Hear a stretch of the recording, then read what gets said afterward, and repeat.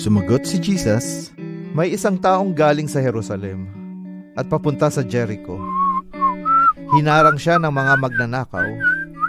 Hinubaran siya, binugbog, at iniwang halos patay na.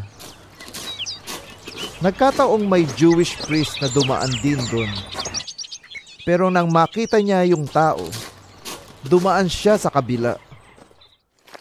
Dumaan din ang isang Levite. Nang makita niya ang taong binugbog, nag-iba din siya ng daan. Pero nung may dumaan na isang Samaritan, nakita niya ang biktima at sobrang naawa siya. Nilapitan niya ito.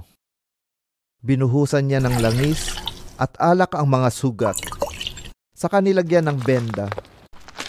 Sinakay niya ang tao sa kanyang donkey at dinala sa isang paupahang bahay kung saan niya ito inalagaan.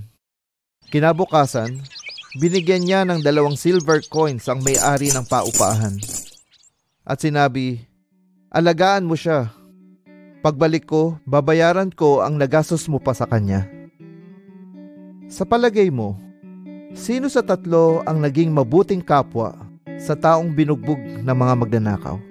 Yung naawa at tumulong sa kanya. Sige, gawin mo rin yun.